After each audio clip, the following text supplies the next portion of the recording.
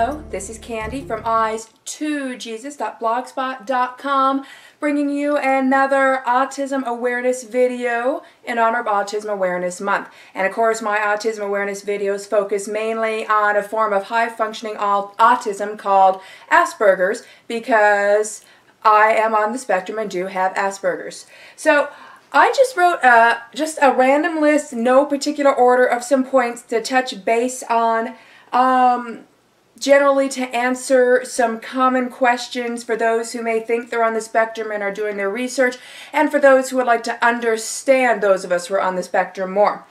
So, like I said, my list isn't in any order. I just randomly wrote them down. So the first one on my random list is communication. So, communication, when you are speaking with someone, doesn't just involve the words. It also involves the inflection, the tone, where pauses are made, the person's body language, their form of eye contact, etc. And then verbally, it's not always what they say literally. They might be speaking figuratively, rhetorically, sarcastically, or metaphorically. All right, and this is stuff I had no clue about until I was like around 30. Honestly, I really thought that communication was just you speak the words and that's your communication. And I still like the rule, you say what you mean and you mean what you say, and that is still a rule that I live by. But I thought that was communication. I didn't understand that someone could say one thing, but they mean something else, and a neurotypical can pick it up because they see the body language, or they hear the inflection, or they know it's actually a sarcastic or metaphorical reference. But to those of us on the spectrum, until we've memorized these social cues and these unspoken communications, we won't see it and we won't get it. So we do get better at seeing this and getting this as we get older, as we learn that they exist, and then we go from there. I remember in my 20s, my husband telling me one time about how he's glad that I'm not manipulative and that I don't play games. And I had to ask him, what does that mean? What do you mean? And he was a little surprised, but he went ahead and explained it to me, and I was aghast. I was shocked when I found out that there were people out there that play little manipulation games, or read between the lines, or try to get you to read between their lines, etc. I don't grasp that. I don't understand that. I do not and am unable to participate in such a function, thankfully. So, communication with an Aspergian: say what you mean what you say, believe what they say, even if it's ludicrous, even if they are not understanding something that is blatantly obvious and you can't figure out why in the world don't they understand it. They've got to be lying or exaggerating. If they say they don't understand it, they don't understand it, even if it's obvious to you. So yeah, communication. We're literal, we're blunt, and we hear the words you say, and we take you at the words you say, not at your unspoken cues. All right, next one is hypersexuality, dating, and marriage. It seems to be that most Aspergians and high-functioning autistics, not all, but a large number statistically seem to either be hypersexual or asexual. And from my personal observations, the ones who fall on the side of hypersexuality are the ones that end up getting married if they're able to find a compatible mate. As to where the asexual ones, getting married's not that big of an issue for them. They don't really care. Some of them may get married purely just so that they can have children, and it's kind of a chore for them. Yeah, from my personal observations, usually I've seen most of the time the asexual ones have no interest in getting married, and they tend not to, and the hypersexual ones do get married, which is scriptural. As you know, 1 Corinthians chapter 7 talks about you're not supposed to burn in lust. So make sure if you are hypersexual that you get married, and problem solved. Okay, however, in that personal area of marriage, and that the Aspergian may not be able to pick up on subtle cues of when they're spouse wants to perform the marriage bed or not. So if you are married to a hypersexual Aspergian, don't be embarrassed. Just say things straight out in that regard, and they will likely go ahead and be blunt right back with you. Don't hint or try to give little subtle hints, because they're probably going to miss it. Now, you can tell them what the hints are and what they mean, and for them to look for them, and that could help. As for dating, I don't know. That's all over the board. I've heard of some Aspergians that had trouble dating, had trouble finding boyfriends or girlfriends, etc. I never really had trouble in that respect. I never waited around. If there was a guy that I liked, I didn't usually wait around for him to ask me out. I didn't try to flirt or manipulate him into asking me out, because that's not in my vocabulary of living. So I would just ask him out bluntly, and that's how I have my husband. I asked him out on a date and went on from there, and here we are living happily ever after. And then marriage, again, usually from what I've personally observed, the hypersexuals end up getting married. The asexuals, they don't really care unless they specifically just want children. All right, not getting parts of movies. I try not to ask a whole lot of questions when I watch movies. I'll either just figure that maybe I'll figure it out later if I don't get it, or I just don't care and whatever. But sometimes if it's a movie where it's kind of slow going, or I'm able to talk between dialogue so we're not missing parts of the movie, I will go ahead and turn to my husband and say, well, I don't understand what that's about. Why is that woman upset from what the guy said? What he said made perfect sense. I would have just said, okay, why is she screaming and throwing things, etc. So there are scenes in movies that confuse the heck out of me. Yeah, I don't really understand some of that. And that actually brings me to another thing that's not on my list, but that I should mention, and that's what I call volatility. I need to remind myself that not all neurotypicals are, from my perspective, volatile, but my experience has been with many neurotypicals that they appear to me as volatile. Not all the time. But what I mean by that is I may be regularly speaking with or seeing a neurotypical. It could be a professional relationship. It could be a friendship. It could be that we see each other often because our children are in the same activities. And I will just keep on keeping on doing my thing, speaking to them and acting the way I act all the time. I'm very consistent. I'm very routine. But then suddenly, it's just happened over and over and over and over again. Boom! From my perception, no warning whatsoever. They go haywire. They get all emotional. They start talking about things that make no sense to me. That's what I mean by volatility or volatile people. And I can only presume that there was something communicated to me that I did not pick up on. Maybe they had been hinting for a long time on something, and I never picked up on it, and they finally got fed up and exploded. Because of volatility, I purposely try not to surround myself with people who I have personally determined through observation are very emotional. I prefer to be around people who are more of what the world would call nerds, people who are more intelligent and logical thinkers. All right, next on my list, inconclusive polygraphs. I was seeing this in a forum I was reading, and it kind of confirmed my suspicions that if you are on the spectrum and you are going to take a polygraph, for example, there are some lines of work where they actually want you to take a polygraph. So I'm not talking about, you know, being a criminal. That you're going to need to let the person know, well, I am autistic and on the spectrum, and many people on the spectrum, when they do undergo polygraphs, the results are inconclusive. And I think the reason being is because our bodies are not necessarily giving the standard biological response of neurotypicals. And it can also be hard to pick up a pattern of what our biological response is. And so that will lead to possibly inconclusive results. All right, problems with police. Again, not talking like criminal stuff, but typical getting pulled over because you have a tail light that's out, etc. I touched on this slightly in my last autism video about the time I was pulled over by the police officer, and he was volatile and under my perception.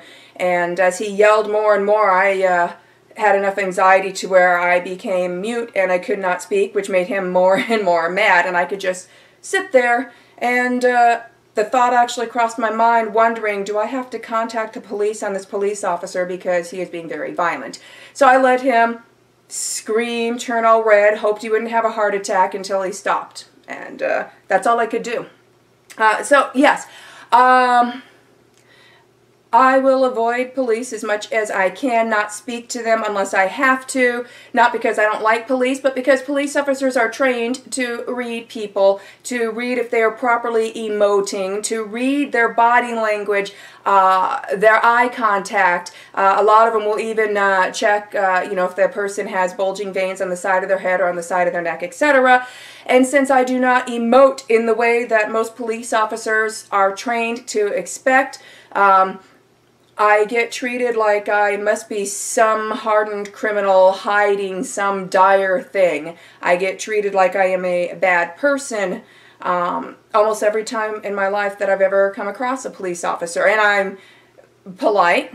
I say please, thank you, excuse me, etc. I don't put up an attitude. I have no reason to. I don't do attitudes. But there is something where I am not putting out some type of proper signal that they're looking for, and that is a common thing with a lot of Aspergians is, I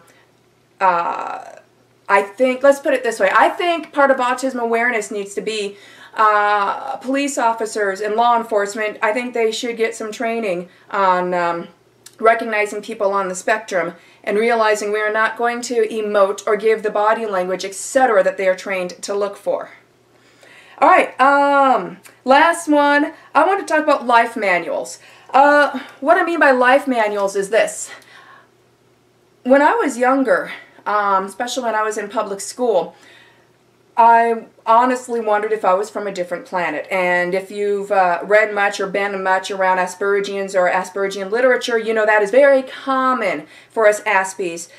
We feel like we are from a different planet.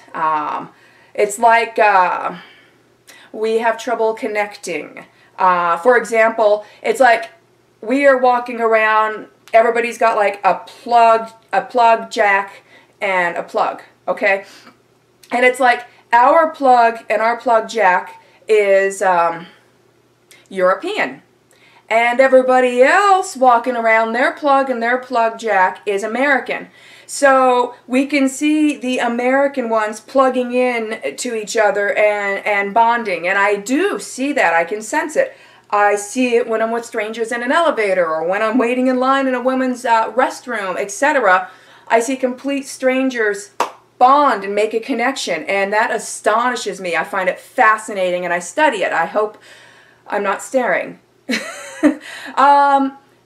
But my plug and my jack do not fit most people. I cannot connect with most people. And that's something that, being on a spectrum, I just have to accept.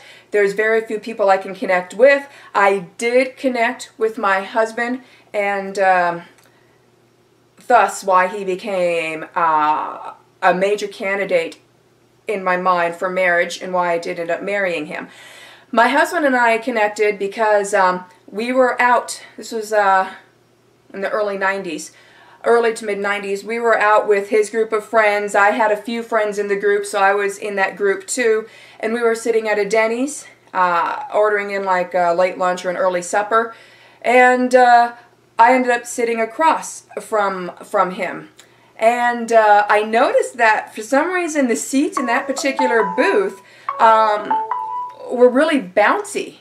So what do? I started laughing and bouncing up and down on the seat because I thought it was really cool. I'm just going to check this text really quick. Multitask, at least electronically. Okay, so I was bouncing up and down on the seat, giggling, thinking it was really cool. Every single person at the table was looking at me like I was nuts. I was probably embarrassing some of them, but What did my husband, who then was just an acquaintance, do? He checked it out and noticed, wow, the seat really is bouncy. I'm going to try it too. So he started bouncing too, and he thought it was funny. So next thing you know, we're sitting across from each other laughing, and we're both bouncing on the seats. It was like a trampoline for your rear end. And I made a connection with someone. I've made connections with very few people. So when I do make a connection with someone, it's interpreted to me like a miracle, almost like I'm going to start hearing the Hallelujah chorus. Oh, my husband is texting me, asking if I'd like to go out to dinner tonight. I would love to, so I'm just going to respond to him really quick. Ta-da. Okay, so, yes, so, yeah, I told you about how I feel like I'm from a different planet. Here's another thing. I felt like, and still feel like, but even more so before I knew that I'm high-functioning autistic, I felt like everybody received a manual. Everybody had a manual on, this is what you look for, this is how you make friends, this is how you connect, this is how you do this, this, this, and this. And I really wanted that manual. But it was like that manual was a secret. Everybody had that manual but me, and I wasn't even allowed to know about the manual. I just suspected it, right? And I wanted that manual. Was it a manual? Were there secret meetings? How did everybody know certain things that I would never know? How did they know that? So, yeah, it was like they had a manual, and I didn't. And I wanted that manual. And even now, of course, I know there is no manual. They just have different brains than I do, or rather, I have a different brain than they do. I am literally wired differently. So that doesn't stop me from still wanting a manual to help me live my life. I need some type of guideline. I mean, I ask my husband things. He has taught me so much. People talk about getting services and help for their autism. Frankly, I think the best thing to do is get yourself a neurotypical, probably should get one with the MBTI personality type INTP, which my husband is, because they're very perceptive, yet they're very logical, tend to be quite intelligent and honest, and I've just found INTP seem to help Aspies, especially if you're an INTJ Aspie like I am. So yeah, he'd been very helpful answering my questions, pointing things out. When I would do faux pas, you know, when we were out socializing, he would let me know privately. I would be embarrassed, maybe even cry, and then I'd learn from it and try to file that away in my memory system so I didn't do that faux pas again. But nonetheless, we need a manual. And we got a manual, and this manual is available not just to everybody on the spectrum, it's available to everybody in the world. It doesn't matter your neurological makeup. And that manual is the Bible. It tells us how to live our life. It teaches us how to truly love our neighbor and the brethren, not with the definition of the world's definition of love, but God's definition of love. And since God invented love, I think I'm going to go with his definition. It teaches us how to handle volatile people. It teaches us what to do when someone wrongs you. It teaches us how to live a Christian life and not to wrong others, and how to clean up a mess if you do wrong other people. It's in the Bible. It is in the Bible. Please get yourself a King James Bible and read it. Just read it. And I personally suggest that you read a minimum of 2 chapters from the Old Testament and a minimum of 2 chapters from the New Testament every day, 7 days a week. It is bread for the soul. All right, and then the other 2 manuals that I have found very, very helpful where I'm in my life, these next 2 will be pretty much for just women, is The Total Woman by Maribel Morgan. I reread this book often. It is a very, very good book. I have found copies of this book in thrift stores, and then I tend to give them away. You can get them at used bookstores. They pop up on Amazon. So, yeah.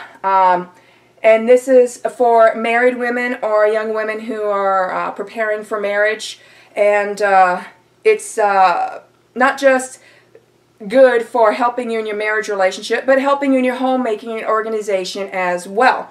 So this is fabulous for anybody, regardless if you're on the spectrum or not. But if you're a female on the spectrum and you're trying to figure out how do I do this whole homemaking, wife, mother thing, here's your manual. And it's a great read. All right, and then, okay, now you're having children. What do you do now? Here's a very good book. This is called All About Raising Children by Helen Andelin. And yeah, I'm missing the cover. I got this one used, and the cover promptly fell off as soon as I opened it. And I had to tape down and enforce the spine a bit. But yeah, All About Raising Children by Helen Andelin. So yeah, you get your King James Bible. You get your The Total Woman, All About Raising Children. And ladies, you've got your manuals to teach you the important things about living a successful Christian life, regardless if you are on the spectrum or not.